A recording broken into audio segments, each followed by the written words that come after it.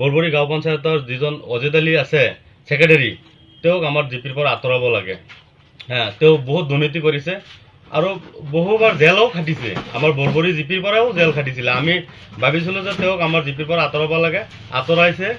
আমি চিও ছাৰক কোৱাৰ পিছত চিও ছাৰে আমাৰ যিখিনি আমাৰ কাৰণে কৰিছে, চিও ছাৰক ধন্যবাদ।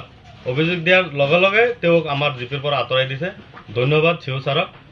আৰু যিজন আমাৰ নতুনকৈ সেক্ৰেটাৰী আমাৰ বৰবৰী জিপিত জইনিং কৰিছে বা জইনিং হ'ব, তেওঁক আমি এইখিনি আশা কৰোঁ যে তেওঁৰ পৰা তেওঁ চৰকাৰী গাইডলাইন মতে কাম কৰি যায়।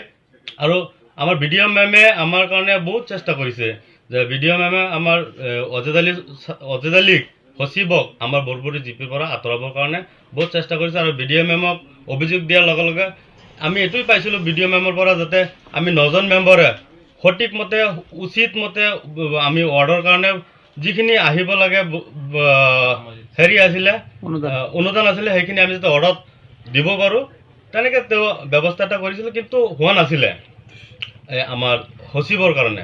সচিবজন ইমান দুৰ্নীতিবাজ, মানে তেওঁ অকলেই বোৱা বাউচাৰ দেখুৱাই প্ৰেচিডেণ্টৰ লগত মিলি চব বিল আত্মসাৎ কৰিছে, চব পইচা উঠাই। আমি নতুনকৈ বিচৰা নাই যে এনেকৈ বিচাৰিছোঁ। আগতে আমি অভিযোগ দিছোঁ যে আমাৰ বৰবৰী জিপিত এখন ইনকুৱাৰী হ'ব লাগে, তদন্ত হ'লে আমি বহুত আনন্দিত হ'ম। যিমানখিনি 15 ফাইনেন্সৰ কাম হৈছে চব কামতে ঘোটালা কৰিছে। যে আমি ভাবোঁ 9জন মেম্বাৰে ভাবিছোঁ যে আমাৰ সবখিনি কামৰ তদন্ত হ'ব লাগে, উচিত তদন্ত হ'লে আমি বহুত আনন্দিত হ'ম। তেওঁতো জেল খাইছে, বৰচাবৰী জিপিৰ পৰা জেল খাইছে, আমাৰ বৰবৰী জিপিৰ পৰা জেল খাইছে। তেওঁ ভালকৈ কাম নকৰে, য'তেই যায় ত'তেই মানে তেওঁ ৰজা বুলি ভাবে। তেওঁক যিজন অজিত আলী চৌধুৰী আছে, অজিত আলী সচিব, তেওঁক মানে তেওঁতো দোষী। আমি এইটোৱে আশাবাদী যে আমাৰ দোষীক